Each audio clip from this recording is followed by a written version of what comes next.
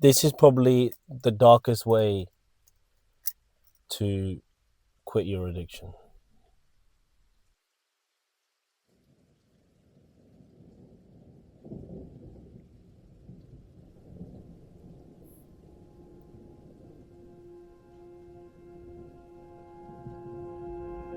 I'm not saying it's the best way.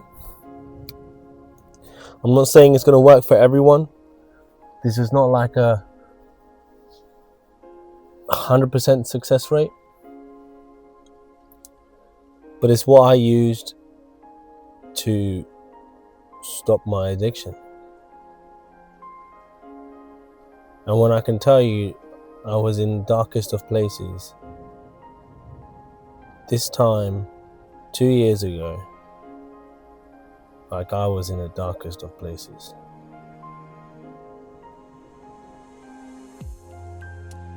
I felt like my life was never going to be different. And I felt like this is just me.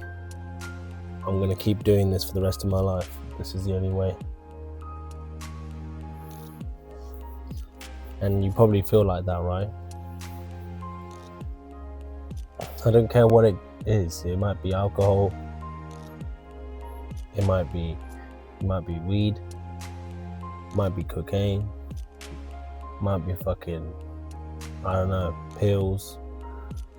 Anything you can think of, right? It might be porn. Gambling.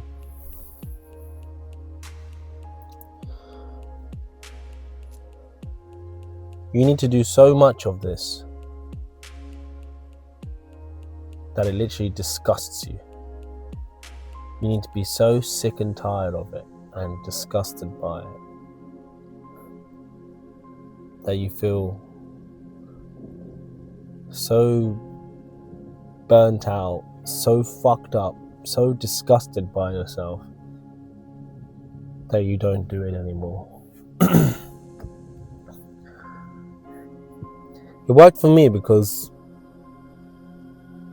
I'll tell you my story, right? This is around about 2 Novembers ago. I was having a problem with weed and I quit it for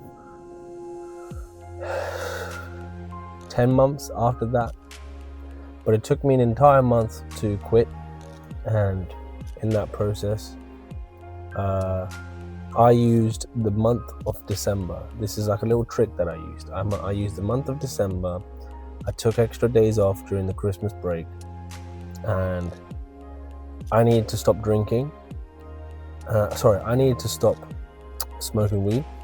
So what I did was I drank to make myself not be able to think about weed, and to make myself so drunk that I can fall asleep. Because any of you who smoke weed or know about trying to stop smoking weed, you will have sleeping issues and you won't be able to sleep without it. So a little hack that I did, like a biological hack, was I drank myself to sleep. Is it the healthiest way to quit something? No. Did it work? Yes. So I was having sleeping problems. I was getting night terrors. I was sweating in my sleep. I'd have to change a few times. I'd soak my sheets, and that was my body detoxing itself, right, at a physiological state. And to overcome this, I knew December would be the best year to get rid of it. The best year to have the time away from work and actually be capable of quitting. That was my only month. Out of all the months you could do it, it was the quietest month of the year. Everything winds down, all the jobs wind down. You get time alone, you get time with your family, you're just indoors all the time. So I used that opportunity to drink. And everyone else is drinking around you, maybe not as excessively, but if you're from a household that doesn't mind drinking, you can just drink yourself to sleep. That's what I did. So let's go back to where we were. 10 months, I stopped smoking weed, and I tried a joint like once or twice after that. I think it was near my birthday time last year, and then I fell into like a month of smoking weed, maybe a month or 2 months of smoking weed. Yeah, it was about 6 weeks, and I just felt the same energy coming back, like I wanted to create a habit out of it. And I was panicking a little bit because I was like, shit, I'm struggling to go sleep again, and I'm gonna have to go through this all over again. And I did it again, and I put that much effort into quitting for good, and it didn't happen. So what did I do? I used the method again to see if my point was right, and it worked. This time, it took me 10 days to quit, not 30 something days. It took me 10 days to quit. And I took time off during my birthday, like a good week off in August. And I wasn't at work, and I just drank and drank and drank. And I was able to go sleep. I still had the night sweats.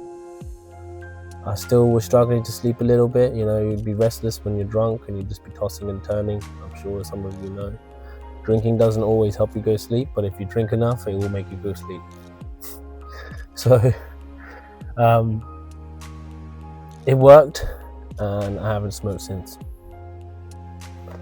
And there's kind of like a dark way of doing it, and the dark way of doing it is by replacing it with something else, but something else that you don't usually do, but also makes you sick to the point, like physiologically, it makes you sick that you can't keep doing it for a long period of time.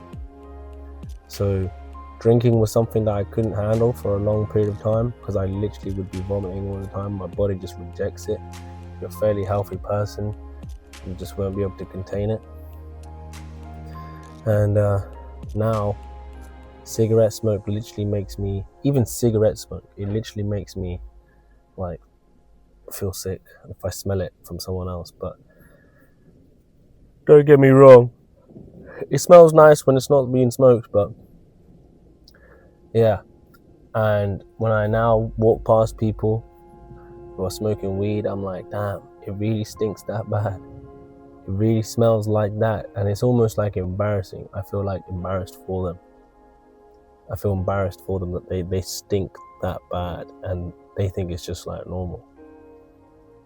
I don't care. People think it's like a safe drug. Yeah, it might be physiologically safe, but your brain, the mental warfare you put yourself through by it just making you a bum and not chase your dreams and not be where you want to be, and then you're dousing your mojo, your energy, everything that makes you who you are, it just makes you like less of yourself. I would say that's a worse drug than the uppers. That is bad. It's a bad addiction. If you want to become someone, you want to do something, you need to stop smoking weed, man. You need to stop smoking weed, bro. Even people who drink, after the next day or 2 days, right, they can get on with their work, or they can go to work or carry on with their business. You'll never see a business meeting of 2 people smoking a joint. Like, your mind is not there.